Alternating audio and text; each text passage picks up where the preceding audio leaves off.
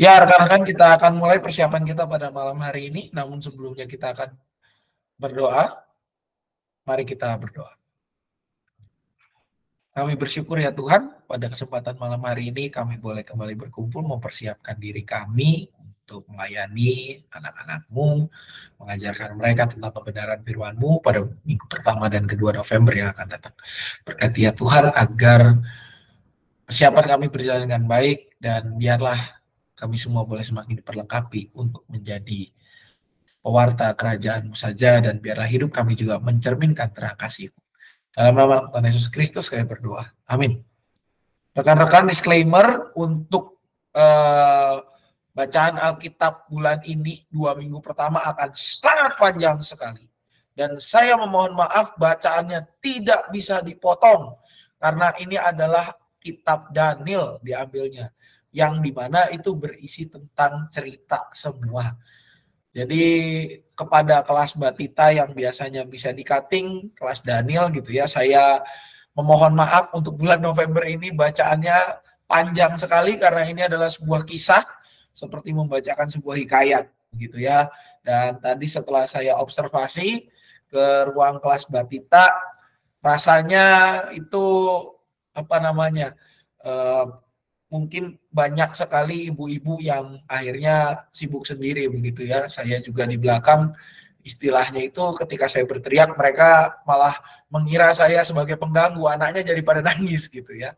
Tapi itu menjadi PR kita untuk bagaimana melibatkan orang tua agar lebih peduli dengan pendidikan iman setiap anak-anaknya. Kita memulai persiapan kita dengan minggu pertama, yaitu tanggal 5 November 2023. Bacaan Alkitab kita diambil dari Daniel 1.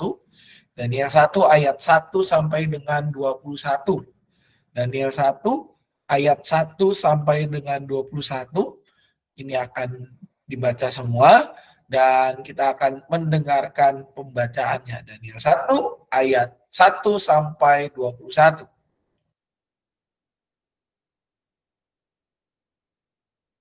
Kitab Daniel. Daniel pasal 1. Di Istana Babel. Pada tahun yang ketiga pemerintahan Yoyakim Raja Yehuda, datanglah Nebukadnezar Raja Babel ke Yerusalem, lalu mengepung kota itu.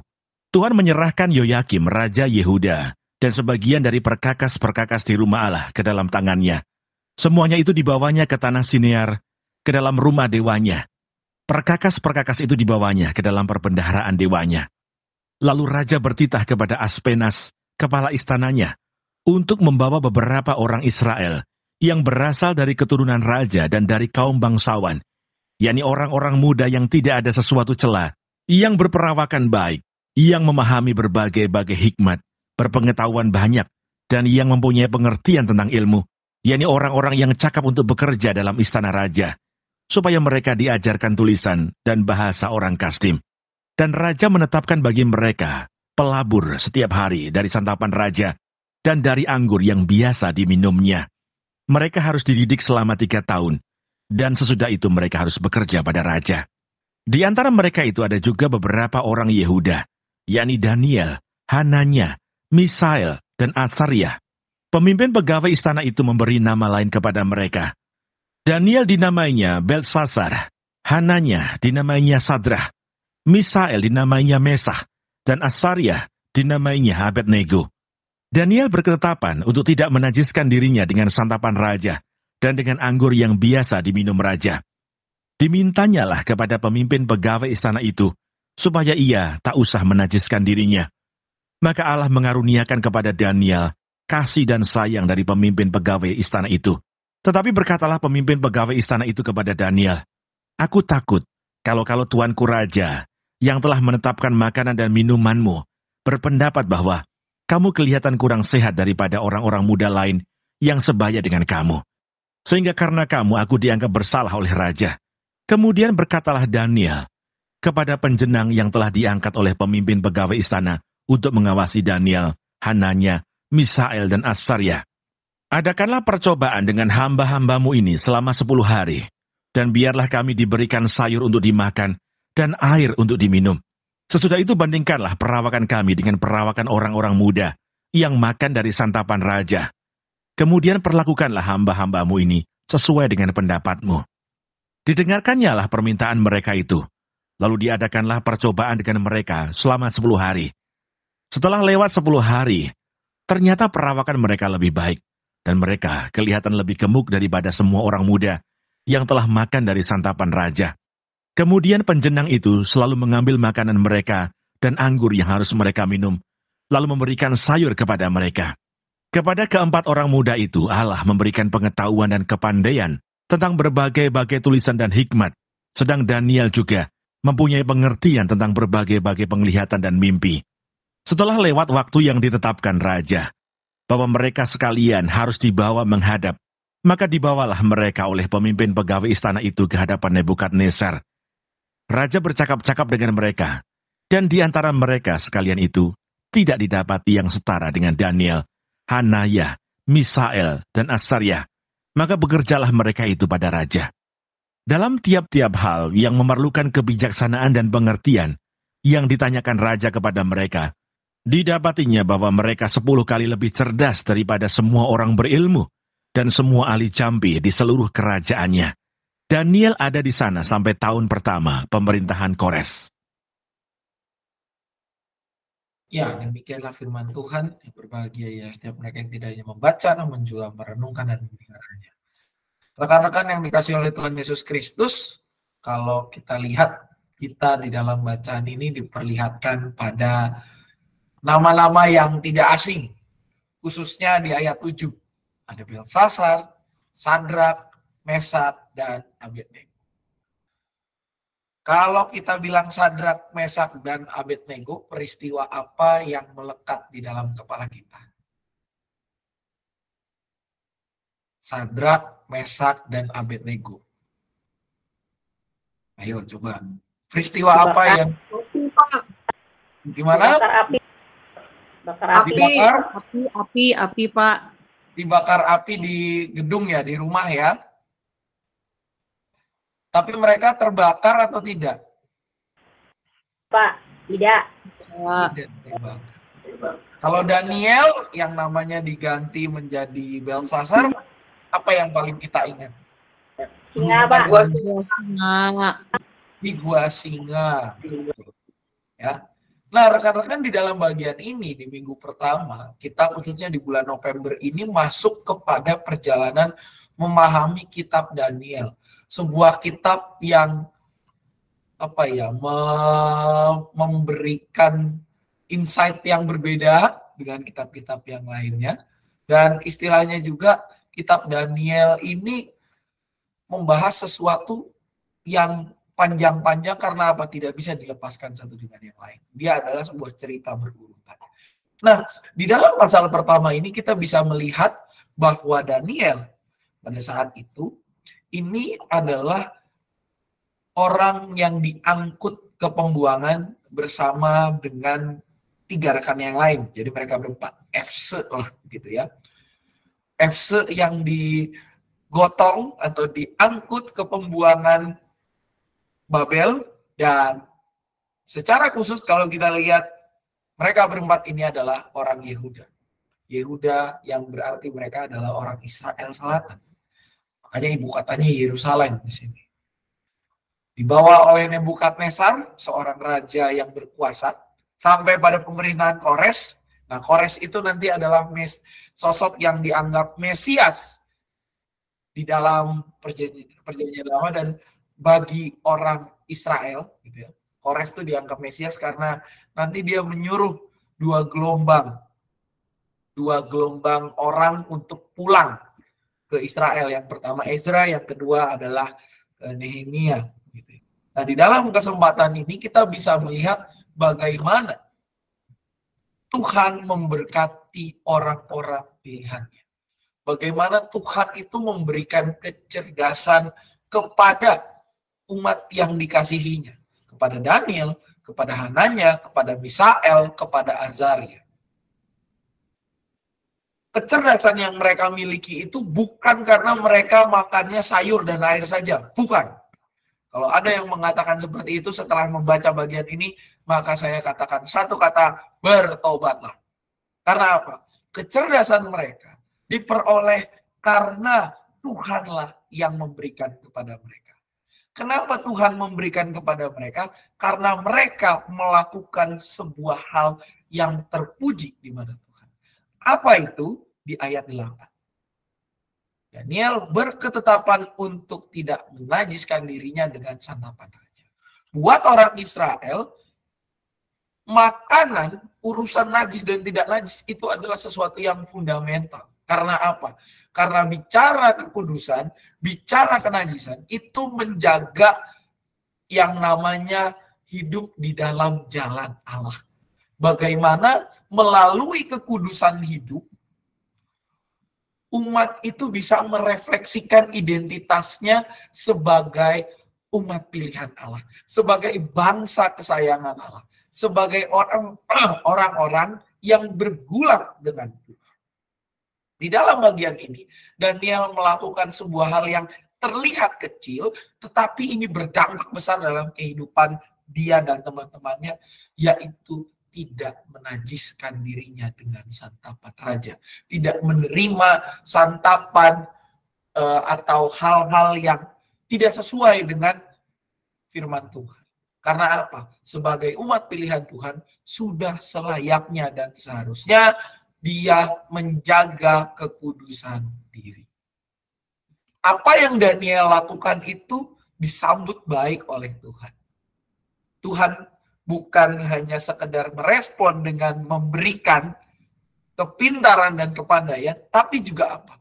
Tuhan membuktikan bahwa dengan kekudusan, menjaga kekudusan, kita tidak menjadi pribadi yang ketinggalan zaman. Di sini secara khusus kita bisa lihat di dalam bagian ayat 15. Setelah lewat 10 hari, ternyata perawakan mereka lebih baik. Dan mereka kelihatan lebih gemuk daripada semua orang muda yang telah makan dari santapan raja. Orang Israel seperti orang Asia pada umumnya termasuk kita. Indikator yang menandakan orang itu semakin makmur adalah dari badannya. Ketika semakin gemuk, sebenarnya itu adalah menunjukkan bahwa dia itu semakin makmur. Secara simpelnya. Nah, ternyata di dalam bagian ini kita bisa melihat buah dari kekudusan hidup yang dilakukan oleh Daniel dan rekan-rekannya itu adalah apa? Mereka lebih baik.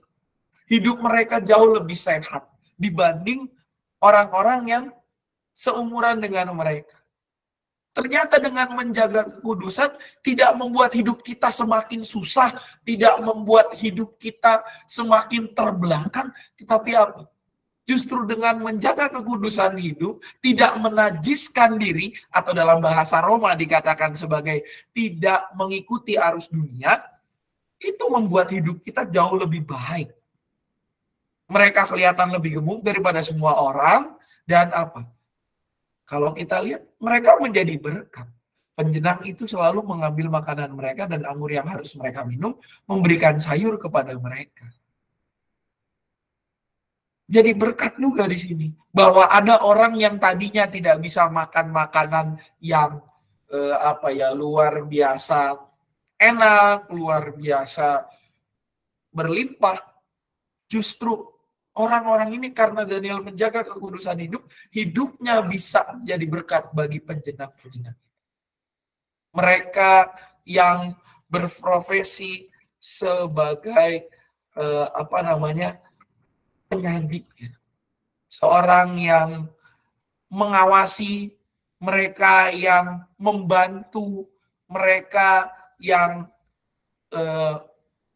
sebenarnya nggak layak lah mendapat makanan itu, tetapi mereka menjadi bisa mendapatkan makanan yang luar biasa itu. Nah, di dalam bagian inilah kita bisa lihat dampaknya apa. Dampaknya kepintaran mereka tidak ada yang mampu menandinginya. Ketika menjaga kekudusan hidup, maka Tuhan pun melihat usaha kita dengan apa? Dia pun memberikan kepintaran. Menjadikan kita orang-orang yang diberkati dan memberkati sesama. Ayat 20 dengan tegas dikatakan, mereka 10 kali lebih cerdas daripada semua orang berilmu dan ahli jampi di seluruh kerajaannya. Daniel ada di sana sampai tahun pertama pemerintahan Kores. Ini mengingatkan kita kepada sosok Yusuf, sosok yang dipakai Tuhan untuk menyelamatkan bangsanya. Begitu juga dengan Daniel. Bahwa Daniel dan teman-temannya ini menjadi umat yang benar-benar hidup menjadi berkat. Mereka 10 kali lebih cerdas. Mereka 10 kali lebih baik daripada orang-orang lain. Dan itu menunjukkan bahwa Tuhan memberikan kepada mereka hikmat. Tuhan memberikan kepada mereka pengetahuan yang menolong mereka untuk terus mempertimbangkan dan menghidupi firman Tuhan dengan menyatakan kekudusan dalam kehidupannya dan menjadikan mereka sebagai berkat yang nyata di tengah bangsa lain.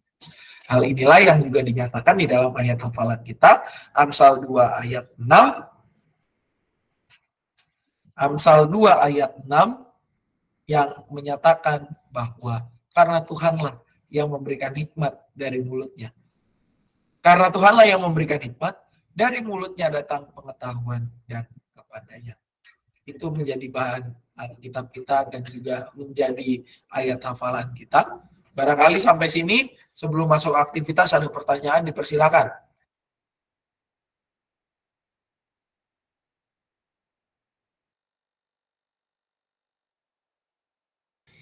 Ada pertanyaan? Ya, silakan Bu Elsa.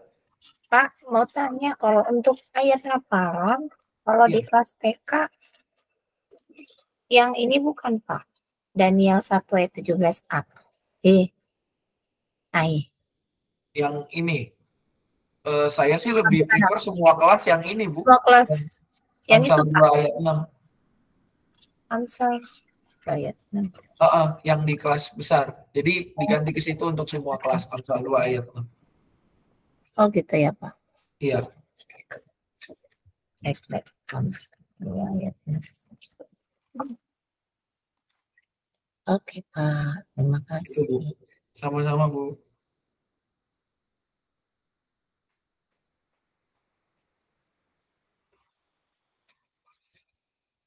Ada lagi rekan-rekan yang mau ditanyakan?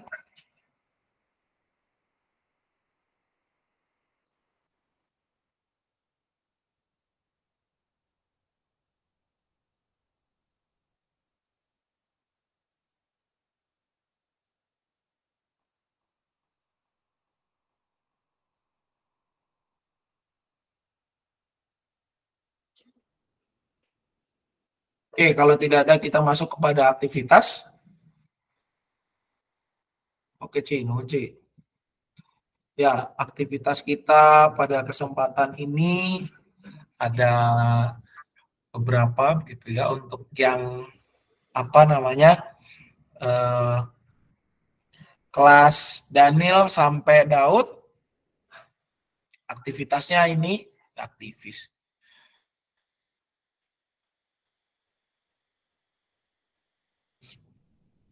Kayak gini. Ada mencocokkan begitu ya, nama profesi seseorang. Nama profesi apa sih ini? Istilahnya mencocokkan nama pekerjaan dengan gambarnya gitu ya. Ini aktivitasnya untuk yang Daniel sampai dengan Daud. Nah, untuk yang Yehezkiel ke atas, aktivitasnya adalah seperti ini ya. Membuat masing-masing selembar kertas menuliskan hal yang disukai dan juga meminta mereka menuliskan apa yang akan mereka lakukan agar semakin pandai atau semakin ahli. Menolong agar anak-anak kita punya pemikiran yang konstruktif ke depan. Ini buat aktivitas. Yehezkiel Musa dan yang tadi itu Daniel sampai dengan Daud. Ada yang mau ditanyakan dulu? Rekan-rekan sebelum masuk ke lagu-lagu?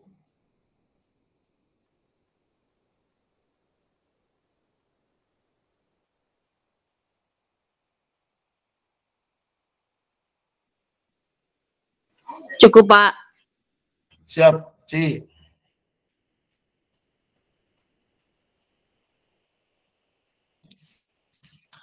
Ada lagi rekan-rekan?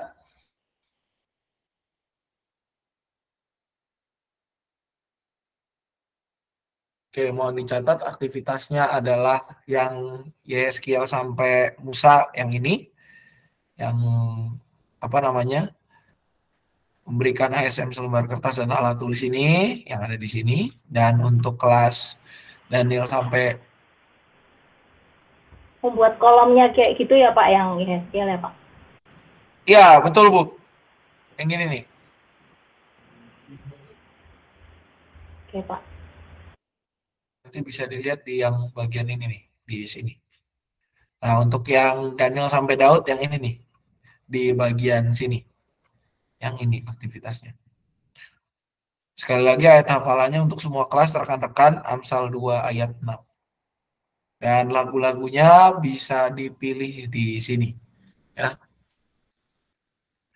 Nomor 1, nomor 2 saya enggak tahu. Nomor 5 saya juga bingung. Cuma tahu nomor 3 sama nomor 4.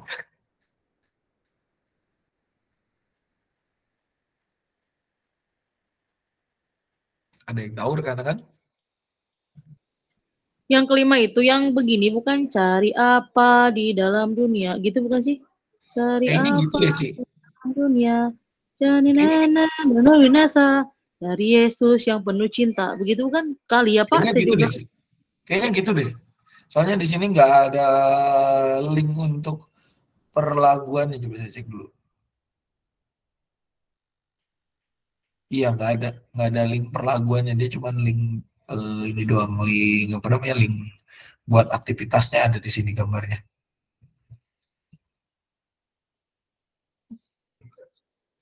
Nggak ada link perlaguannya. Kayaknya gitu bener ya, Ci? Iya, kali ya. Oke, aman lah ya. Nanti bisa kita cari-cari lagi. Nah, ini untuk minggu pertama. Kita masuk ke minggu kedua, rekan-rekan. Sekali lagi ini bahkan lebih panjang ini ya. Menjadi bestie sejati. Bahan Alkitabnya diambil dari Daniel 3 ayat 1 sampai dengan ayat 30 ya. Ini yang tadi sempat saya spill begitu ya, tentang apa namanya? Tentang Sadrak, Mesak dan Abednego ya, tentang Sadrak, Mesak dan Abednego ya. Ini kita akan mendengarkan pembacaannya dari Daniel 3 ayat 1 sampai dengan 30. Demikianlah bunyi firman Tuhan. Daniel pasal 3. Perapian yang menyala-nyala. Raja Nebukadnezar membuat sebuah patung emas yang tingginya 60 hasta dan lebarnya 6 hasta yang didirikannya di dataran Dura di wilayah Babel. Lalu Raja Nebukadnezar menyuruh orang mengumpulkan para wakil raja, para penguasa, para bupati, para penasihat negara, para bendahara, para hakim, para ahli hukum, dan semua kepala daerah untuk menghadiri pentahbisan patung yang telah didirikannya itu. Lalu berkumpullah para wakil raja, para penguasa, para bupati, para penasihat negara, para bendahara, para hakim, para ahli hukum, dan semua kepala daerah untuk menghadiri pentahbisan patung yang telah didirikan Raja Nebukadnezar itu. Dan berserulah seorang bentara dengan suara nyaring, "Beginilah dititahkan kepadamu, hai orang-orang dari segala bangsa, suku bangsa dan bahasa. Demi kamu mendengar bunyi sangkakala, seruling, kecapi, rebab, gambus, serdam, dan berbagai-bagai jenis bunyi-bunyian. Maka haruslah kamu sujud menyembah patung yang telah didirikan Raja Nebukadnezar itu. Siapa yang tidak sujud menyembah akan dicampakkan seketika itu juga ke dalam perapian yang menyala-nyala.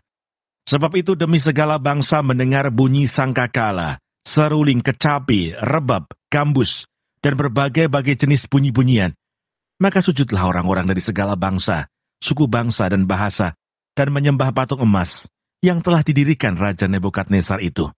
Pada waktu itu juga tampillah beberapa orang Kasdim menuduh orang Yahudi. Berkatalah mereka kepada Raja Nebukadnezar, "Ya Raja, kekallah hidup tuanku.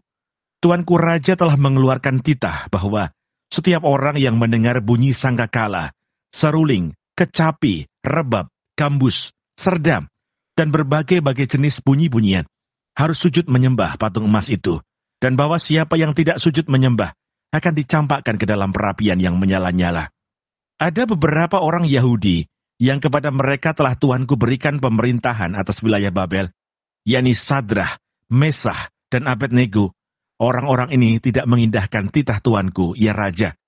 Mereka tidak memuja dewa Tuanku, dan tidak menyembah patung emas yang telah Tuanku dirikan. Sesudah itu, Nebukadnezar memerintahkan dalam marahnya dan geramnya untuk membawa Sadrah, Mesah, dan Abednego menghadap. Setelah orang-orang itu dibawa menghadap raja, berkatalah Nebukadnezar kepada mereka, "Apakah benar, hai Sadrah, Mesah, dan Abednego, bahwa kamu tidak memuja dewaku dan tidak menyembah patung emas yang kudirikan itu? Sekarang jika kamu bersedia demi kamu mendengar bunyi sangkakala, seruling, kecapi, rebab, gambus, serdam, dan berbagai-bagai jenis bunyi-bunyian, sujudlah menyembah patung yang kubuat itu. Tetapi jika kamu tidak menyembah, kamu akan dicampakkan seketika itu juga ke dalam perapian yang menyala-nyala. Dan dewa manakah yang dapat melepaskan kamu dari dalam tanganku?" Lalu Sadrah, Mesah, dan Abednego menjawab Raja Nebukadnezar, "Tidak ada gunanya kami memberi jawab kepada Tuanku dalam hal ini. Jika Allah kami yang kami puja sanggup melepaskan kami, maka ia akan melepaskan kami dari perapian yang menyala-nyala itu, dan dari dalam tanganmu, ya Raja. Tetapi seandainya tidak, hendaklah Tuanku mengetahui, ya Raja, bahwa kami tidak akan memuja dewa Tuanku, dan tidak akan menyembah patung emas yang Tuanku dirikan itu." Maka meluaplah kegeraman Nebukadnezar. Air mukanya berubah terhadap Sadrah, Mesah, dan Abednego. Lalu diperintahkannya supaya perapian itu dibuat 7 kali lebih panas dari yang biasa. Kepada beberapa orang yang sangat kuat dari tentaranya, dititahkannya untuk mengikat Sadrah, Mesah, dan Abednego, dan mencampakkan mereka ke dalam perapian yang menyala-nyala itu. Lalu diikatlah ketika orang itu dengan jubah, celana, topi, dan pakaian-pakaian mereka yang lain, dan dicampakkan ke dalam perapian yang menyala-nyala. Karena titah raja itu keras, dipanaskanlah perapian itu dengan luar biasa, sehingga nyala api itu membakar mati orang-orang yang mengangkat Sadrah, Mesah, dan Abednego itu ke atas.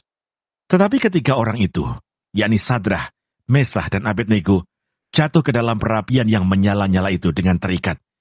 Kemudian terkejutlah Raja Nebukadnezar, lalu bangun dengan segera. Berkatalah ia kepada para menterinya, "Bukankah 3 orang yang telah kita campakkan dengan terikat ke dalam api itu?" Jawab mereka kepada raja, "Benar ya Raja," katanya. "Tetapi ada 4 orang kulihat berjalan-jalan dengan bebas di tengah-tengah api itu. Mereka tidak terluka, dan yang keempat itu rupanya seperti anak dewa." Lalu Nebukadnezar mendekati pintu perapian yang bernyala-nyala itu. Berkatalah ia, "Sadrah, Mesah, dan Abednego, hamba-hamba Allah yang maha tinggi, keluarlah dan datanglah kemari." Lalu keluarlah Sadrah, Mesah, dan Abednego dari api itu. Dan para wakil raja, para penguasa, para bupati, dan para menteri raja datang berkumpul. Mereka melihat bahwa tubuh orang-orang ini tidak mempan oleh api itu, bahwa rambut di kepala mereka tidak hangus, jubah mereka tidak berubah apa-apa, bahkan bau kebakaran pun tidak ada pada mereka. Berkatalah Nebukadnezar, "Terpujilah Allahnya Sadrah, Mesah, dan Abednego. Ia telah mengutus malaikatnya dan melepaskan hamba-hambanya yang telah menaruh percaya kepadanya dan melanggar titah raja, dan yang menyerahkan tubuh mereka karena mereka tidak mau memuja dan menyembah Allah manapun kecuali Allah mereka. Sebab itu aku mengeluarkan perintah bahwa setiap orang dari bangsa, suku bangsa, atau bahasa manapun ia, yang mengucapkan penghinaan terhadap Allahnya Sadrah, Mesah, dan Abednego, akan dipenggal-penggal, dan rumahnya akan dirobohkan menjadi timbunan puing, karena tidak ada Allah lain yang dapat melepaskan secara demikian itu." Lalu raja memberikan kedudukan tinggi kepada Sadrah, Mesah, dan Abednego di wilayah Babel. Iya, demikianlah bacaan firman Tuhan. Karena kan yang dikasih oleh Tuhan Yesus Kristus, ini menjadi kelanjutan dari minggu kemarin. Kalau di Daniel 1 itu bicara soal menjaga kekudusan hidup, Daniel 3 secara khusus mengatakan ternyata menjaga kekudusan hidup itu tidak mudah. Karena apa? Walaupun kita berusaha hidup benar, walaupun kita berusaha hidup kudus dan berkenan di hadapan Allah, ada aja orang-orang yang mempersalahkan dan menjadi dalam tanda kutip iri kepada kita. Di dalam bagian ini kita bisa lihat ketika Raja Nebukadnezar membuat sebuah patung, menyuruh orang mengumpulkan wakil raja, kita bisa lihat patung itu ditahbiskan. Ada yang melaporkan tindakan yang dilakukan oleh Sadrak, Mesak, dan Abednego untuk menjaga kesucian hidup mereka sebagai umat pilihan Allah, yakni tidak beribadah kepada patung itu, tetapi beribadah kepada Tuhan. Namun di dalam bagian ini juga rekan-rekan, kita bisa melihat bagaimana solidaritas mereka bertiga sebagai umat pilihan Allah menyatakan identitas mereka. Karena apa? Mereka tidak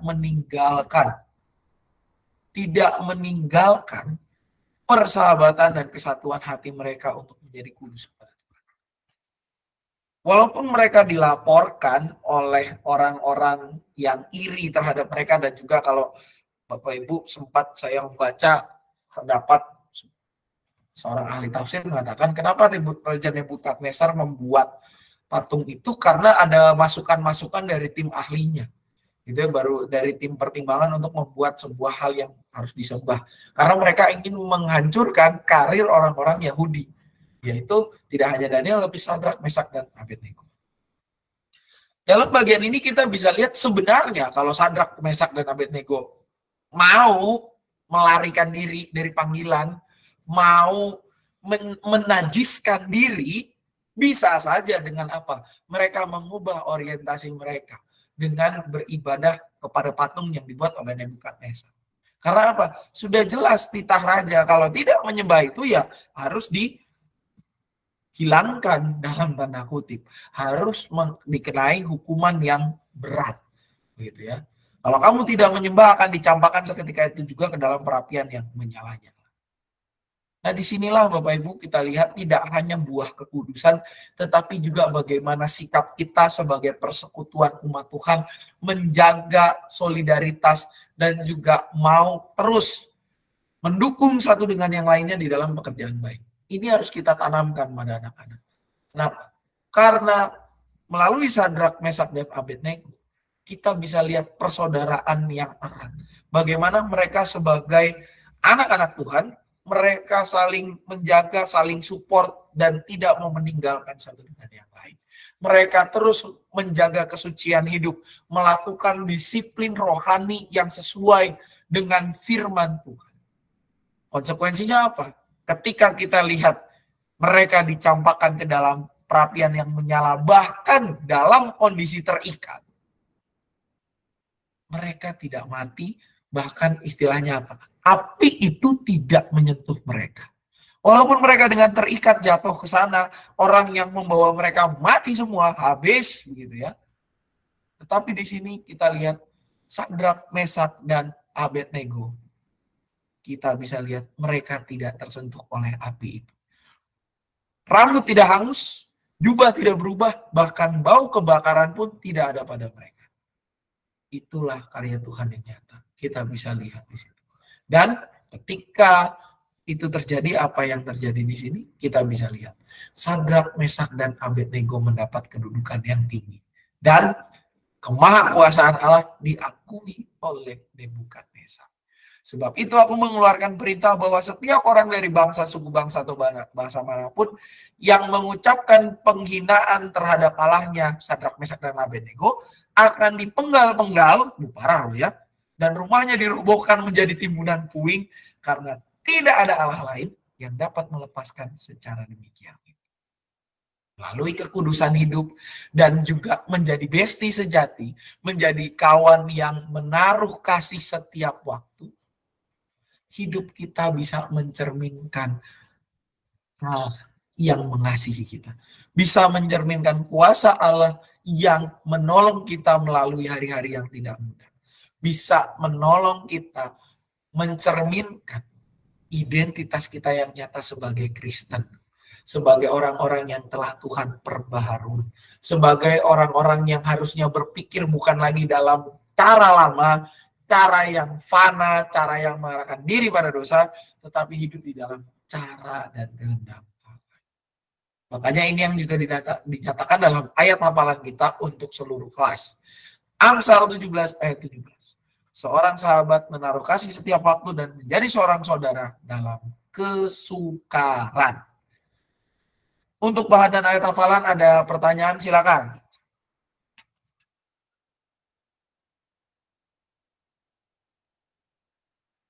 Cukup rekan-rekan?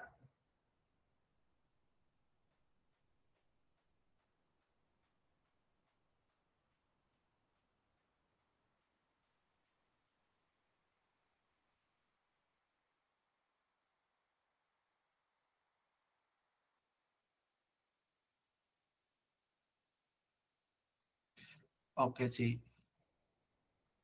Ada lagi tambahan, rekan-rekan?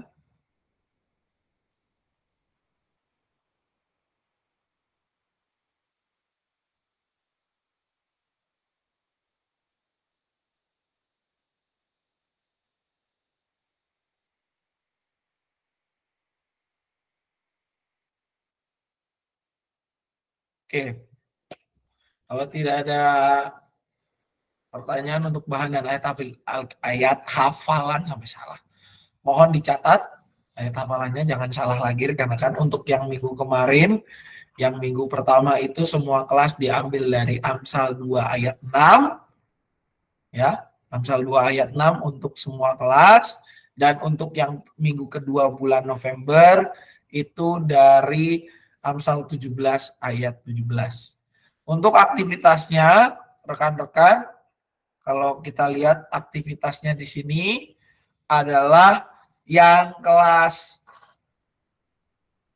Daniel sampai Daud itu aktivitasnya ini mewarnai pola seperti ini ya. Dan untuk kelas Yeskiel sampai Musa, kita mau ajak mereka bergerak dan ini mengisi ayat hafalan gitu ya. Satu ini ketika di dalam menjelang aktivitas menyanyikan mentega dan roti, dan juga yang kedua ini isi kata-kata yang kosong dalam ayat hafalan. Ya. Tuliskan setiap jawaban dalam papan tulis sehingga anak bisa membaca. Semua kriteria adalah menjadi seorang sahabat yang baik. Setelah semua kriteria dituliskan di papan, ajak baca lagi ayat hafalannya. Ini aktivitasnya untuk yang Yeskiel sampai Musa, dan yang Daniel sampai Daud itu mewarnai ini, atau juga ketika sudah selesai diwarnai belakangnya dikasih namanya boleh.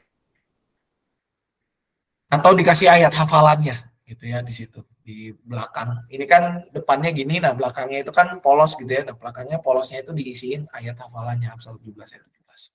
Untuk aktivitas rekan-rekan ada pertanyaan, silakan.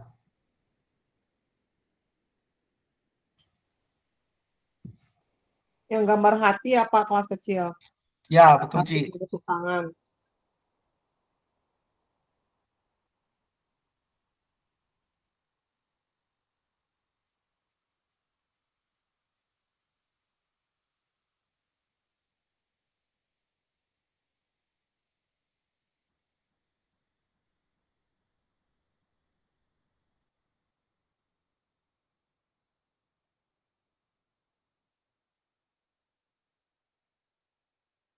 Itu yang aktivitas sosial. Ada lagi rekan-rekan tambahan pertanyaan?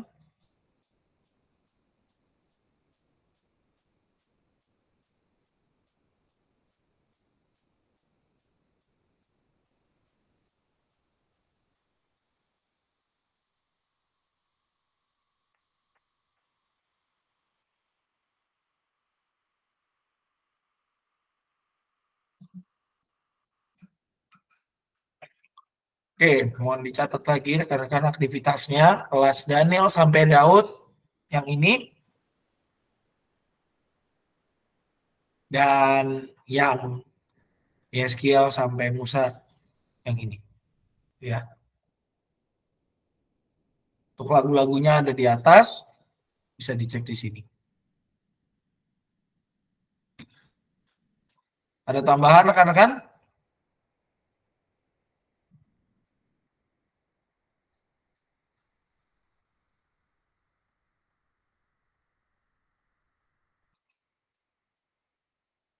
Oke, kalau tidak ada tambahan, persiapan kita sudah selesai.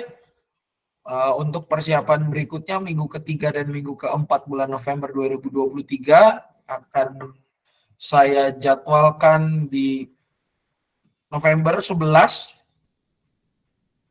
November jam 7 malam seperti biasa. Persiapan GSM. Hari Sabtu 11 November 2023 pukul 19.00 ya.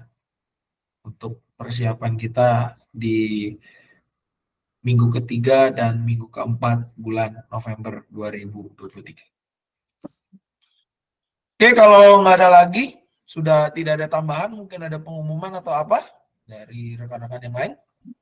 Untuk kelas Musa minggu pertama itu Kak Marcel, Bu Kristiawati, ada Yulita mau masuk ya, mau jadi liturgos katanya.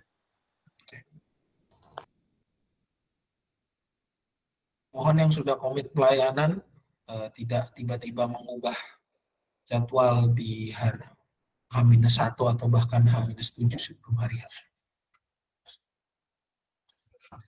Ada lagi, Cimel?